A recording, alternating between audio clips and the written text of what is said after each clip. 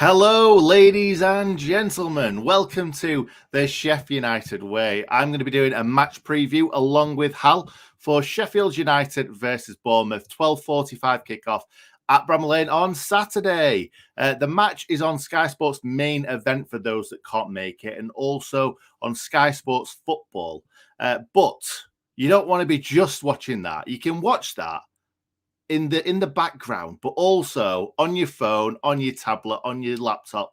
Get yourself on the watch along with Hal and Statman Adam from 12:15. Anyway, we're going to talk about members just for a second because, as always, we love you members. £4.99 for the month. If you want to support us, click the link in the description that says join. As I've just said that, I don't think it's there. So click the join button right next to the subscribe button. That's what you need to do. For those that are watching this not live, I will make sure that link is in the description after this video. We've got loads and loads of stuff on the Clips channel too. So hopefully we're going to have some watch along highlights to clip when Sheffield United score lots of goals, Hal. Is that right? Well, I'm not going to promise I'm going to be making lots of big movements because I've actually pulled a muscle in my neck. I'm not saying I'm getting older, but I did it flushing the toilet. How have you managed that? I just did it like that, and it went I'm like Zoolander. I can't look left, so it's not great. I actually asked Nathan Hemmingham in his presser with Hecky to ask Hecky about my availability and fitness, and he did actually give me a reply. Wait, what? Yeah, I mean, you know, Can I explain this? Yeah, well, our injury crisis. You know, I'm obviously another key addition to the squad, and I don't really want to put a time frame on my return, but I'm hoping in a couple of weeks to be back on the grass. Danny Hall has also suggested 2 weeks would be a good time for me to start looking at a slow and steady rehab, and Paul Heckingbottom has concurred. Yes, other reporters are available also. So we will talk about Hecky in a second, getting annoyed at reporters asking him when players are going to be back. But before we get into that, I'm going to talk about the QPR game just for a second. It will be a second because it wasn't one for the neutrals, this one. It was a game that we needed to win. We said it was a must-win game / a must-not-lose game. I don't think we were ever in kind of a position where we were going to lose this game because QPR were terrible. We went 1-0 up really early on with a great Ollie Norwood strike from a fleck corner, and then Georgie Baldock just giving away the most obvious step over in football in history. But it got there. Norwood, a great strike, took a deflection past Piggy Westwood. He's not Piggy anymore, but it was great to give him a little bit of jip. But yeah, those two things were the most exciting thing that happened in this game. Obviously, Aremovic had a half-decent debut, got himself injured, but we will talk about that in a second. I don't particularly think we played out of our skins. I do think we had another gear if we needed to. But they really nearly scored right at the end of that game with a flick-on kind of glancing header into the corner. It ended up being nowhere near the goal, but it would just be a Sheffield United thing to do, conceding in the last minute against a team that were absolutely rubbish, Hal. Yeah, highlight for me was the ball boy. He also got man of the match. Ball was going out quite a lot, actually, in that game. Do you know what was funny as well with the ball boy? The ball boy can't get booked. So the ball boy can do whatever he wants. And do you know what? I don't know if you saw this on the TV, but it was right in front of the South Stand where I sit. And the ball boy got the ball to give it to George, and then he threw it away. And we're like, what's he doing here?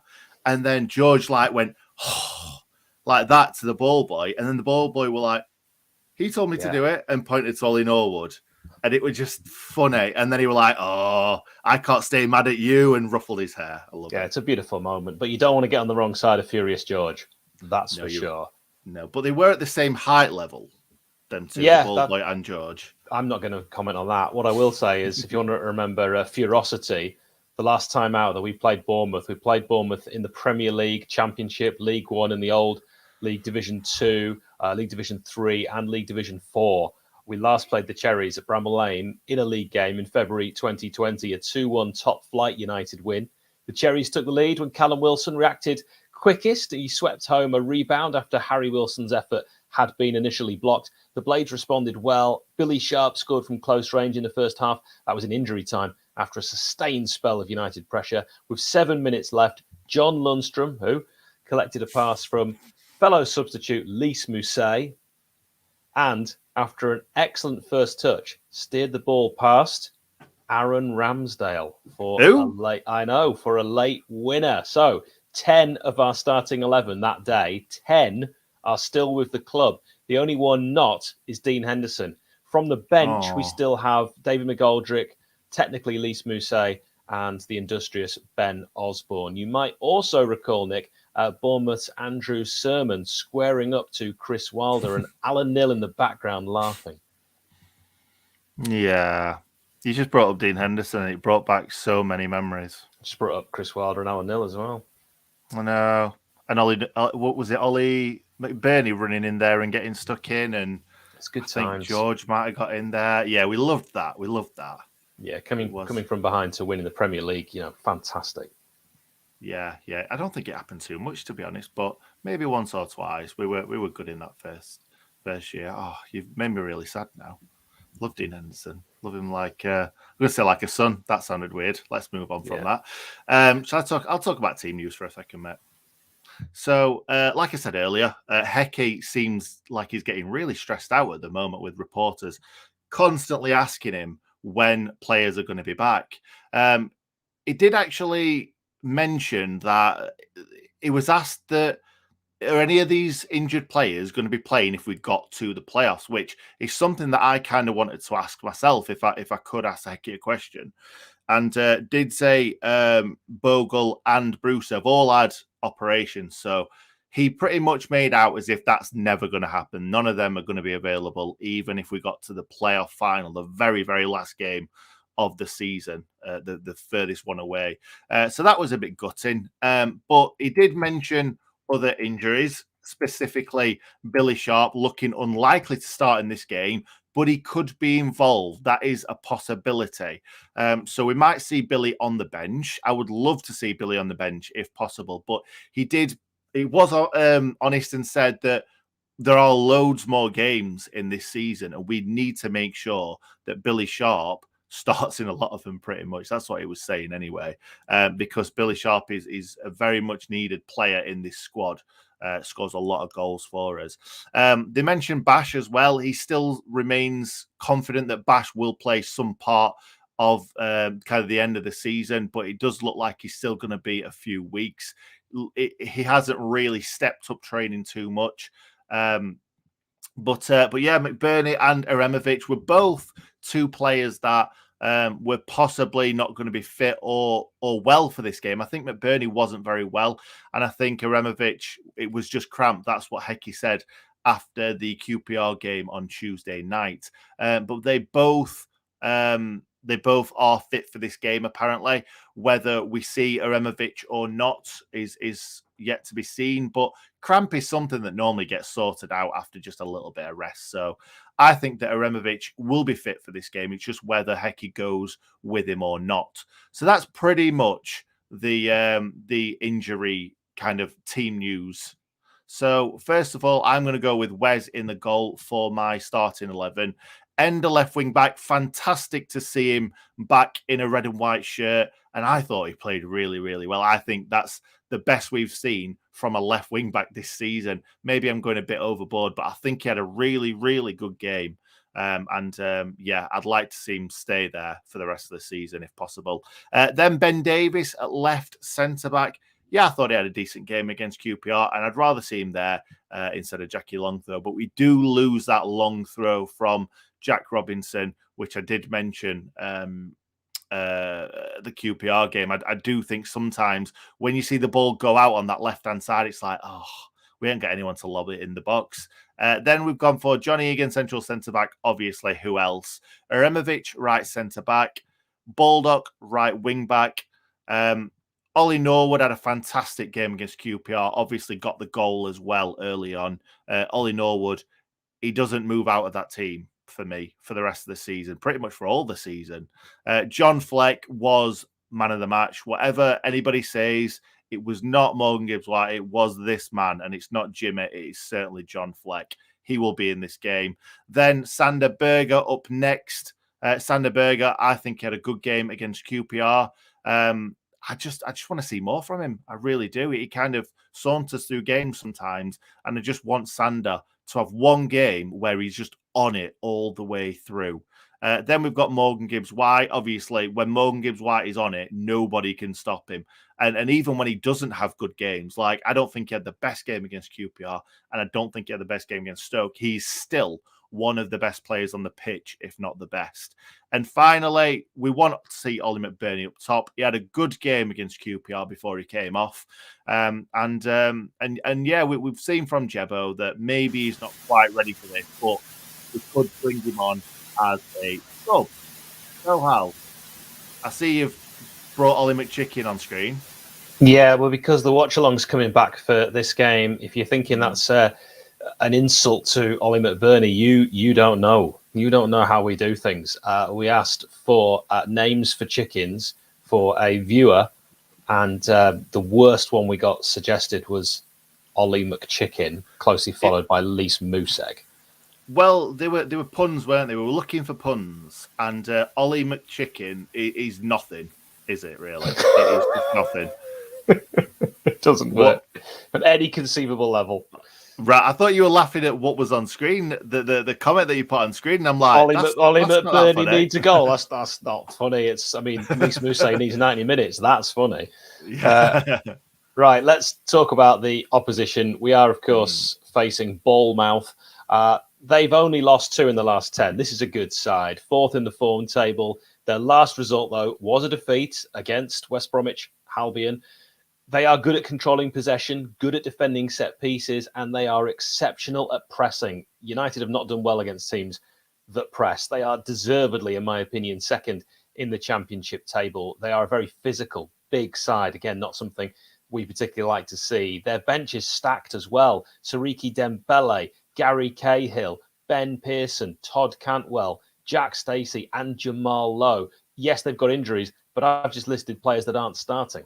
Dominic Solanke is starting with 24 goals, a real danger man up front. He was seen limping, though, during the closing stages of Bournemouth's defeat to West Brom on Wednesday, but I think he'll play. So Bournemouth's starting lineup, a 4-3-3. Travers in goal. Smith, Phillips, Kelly and Zamora at the back. Billing, Mr. Lerma. Cantwell, Dembele, Lowe, and that man, Solanke. Hal, you've not mentioned... Oh, good luck. Charlie Daniels. I'm just thinking. You know what? He might still be there, to be honest. Mate. I ain't got a clue. I was just thinking that they've been in League One and League Two for quite a while. So in the past, so yeah, anyone that you mention is quite recent. So like you say, they could be there. Yeah. Kieran's given us a prediction, early biscuits, 2-1. So with that in mind, Nick, what's your prediction? Wait, did he say Hal and Mark? Yes. So, Mark, what is your prediction, please? My name's on screen. It's right.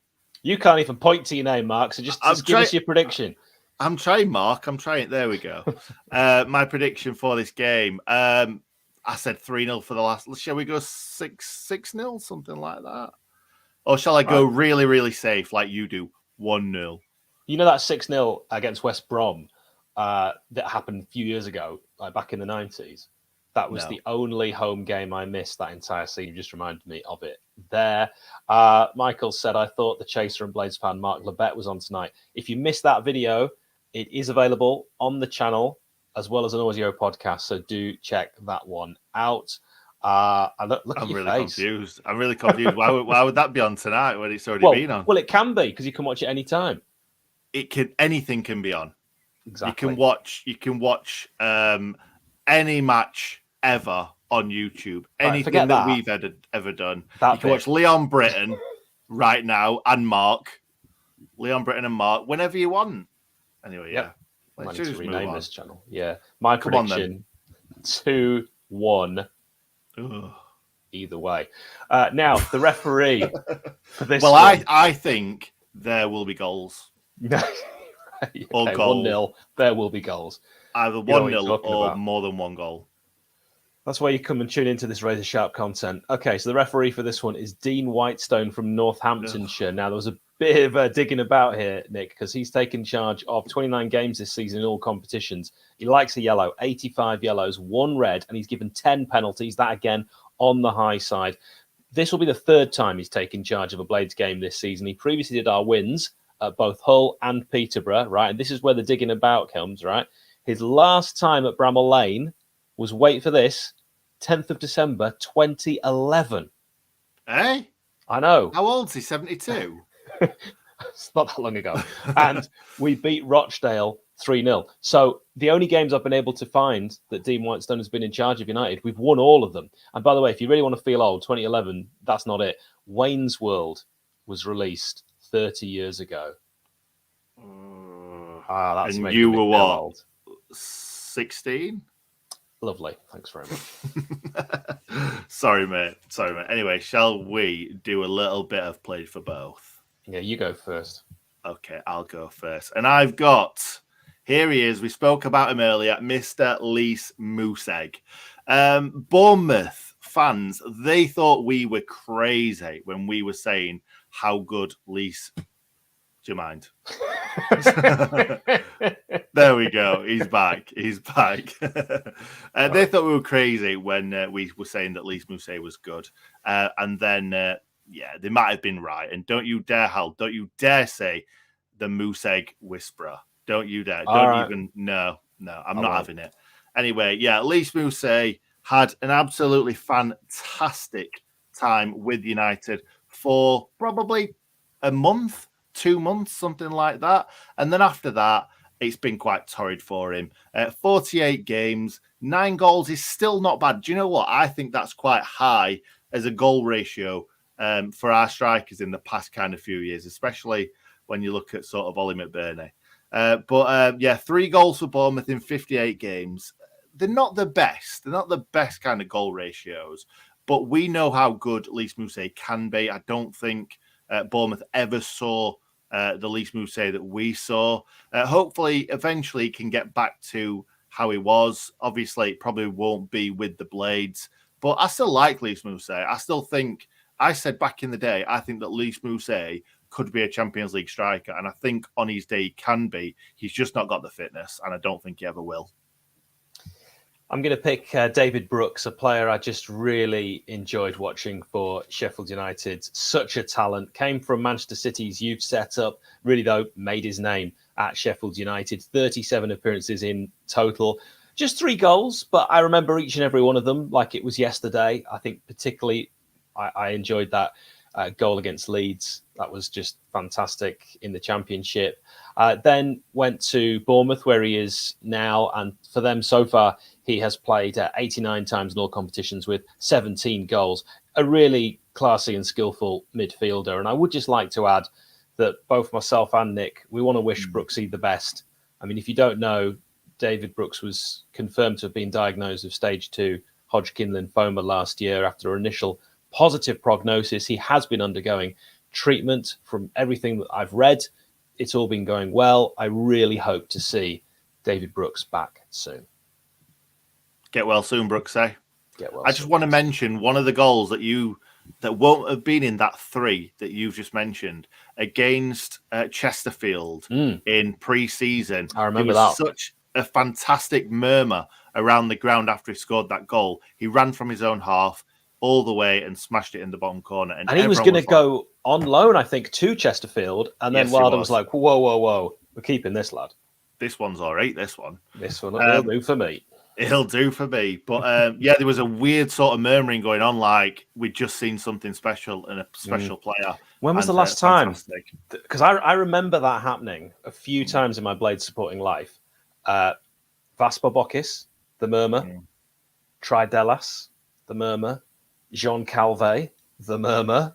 Incorrect. But yeah, Brooks, definitely. I remember Michael Tongue as well. There was a lot of excitement about him. Not Jags, interestingly, because Jags didn't start that well.